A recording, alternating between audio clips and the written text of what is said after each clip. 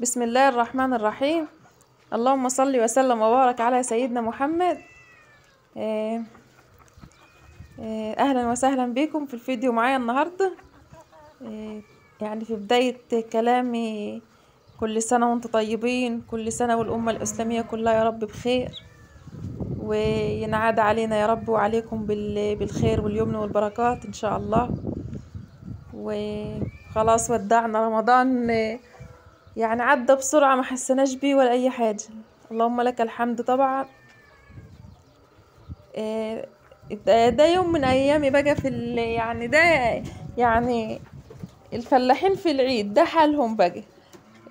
يعني يوم العيد ده الناس طبعا بتقوم براحتها والكلام ده. احنا لا، احنا الفلاحين ما فيش الكلام ده.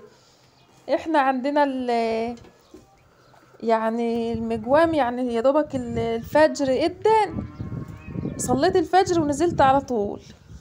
ومعظم الفلاحين زي كده، لان احنا بيجيلنا ناس في العيد وكده، فلازم اكون مخلصه كل شغلي وكل اللي وراي.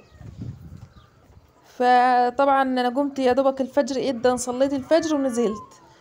فما لقيتش حد يصورني، برضو كانوا العيال لسه نايمين يعني، فما لقيتش حد يصورني يعني وانا بحلب وكده.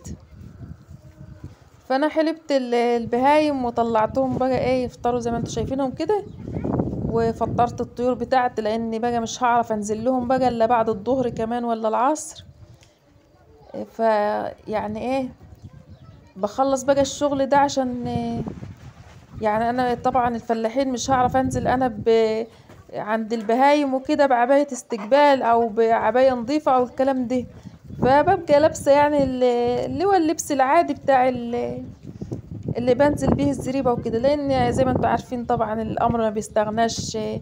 يعني عند البهايم وعند الطيور بيبقى فيه يعني يعني ما يعني بيبقى فيه ملطسة شوية او حوسة شوية.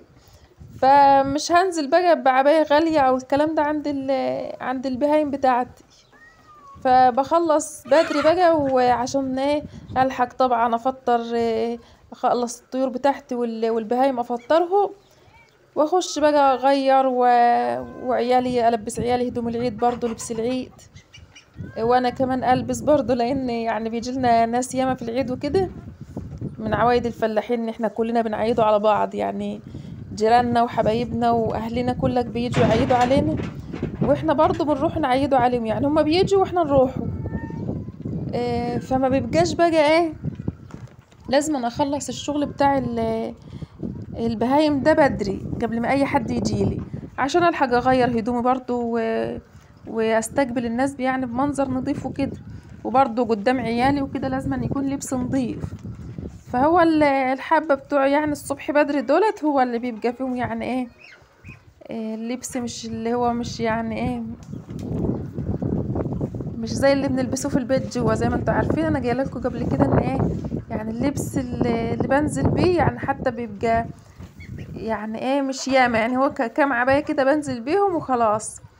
اللي هما بقى يعني لو تعاصوا مني او حاجة مش مدورة عليهم. وبخش البيت البس بقى، يعني البس كل الهدوم اللي عندي، بلبس هدوم نظيفة. وطبعا عندنا يعني الحمد لله الخير ياما واللبس ياما وكده. فانا فطرت طيوري وفطرت بهايمي، ده كلته يعني عشان لو انتوا واخدين بالكم الاضاءة مش واضحة. الشمس يا دوبك يا دوبك الشمس طالعة بسيطة كده زي ما انتوا شايفين.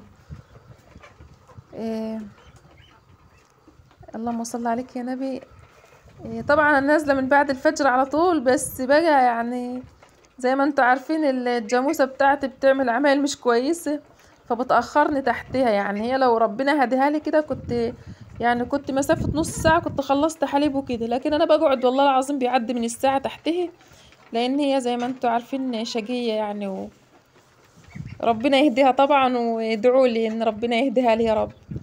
وحبايبي اللي والله العظيم اللي اهتموا وقالوا لي يعني ان انا ابيعها وكده، ان شاء الله هي ما عادش لها عيش معايا بقى، هي هتنباع وكل حاجة، بس لما تولد. لان هي لما ان شاء الله لما ربنا يكرمها وتولد، لان هي انا لو بعتها دلوقتي وهي عشر كده وشقيه، اول حاجه محدش هيرضى ياخدها، لان هي شقيه جامد. فانا هستنى اما ربنا يكرمها وتولد ان هي برضو ما تخسرش معايا في السعر وكده، لان زي ما انتوا عارفين الحاجة غالية. وبعدين هي المواشي دي يعني مش بتاعتي اساسا، هي بالفايدة. يعني في ناس جايبينهم لي، انا بحلبهم واخد اللبن بتاعهم والخير بتاعهم، ابيعه لحسابي، يعني اصرف منه على بيتي. ولما بتولد او حاجة بيبقى العجل اللي ربنا بيكرم بيه ده بيبقى بالنص بيني وبين ايه اللي هو جايبها لي صاحب البهيم. بس طبعا هي قدام مني كأنها حشت، لاني بعالجها وبوكلها على حسابي كل حاجة، وبخاف عليها يعني كأنها حشت واكتر. يمكن هي لو مش حشتي، هي لو حشتي انا مش هخاف عليها كده، انما هي حاجة ناس فلازم اخاف عليها واهتم بيها وما هملهاش طبعا عشان ربنا يرزقني من وراها. وطبعا اللي جايبها لي ده مستني برضو ان ربنا يكرمه من وراها ويرزقه. فبالتالي مش هضيع يعني.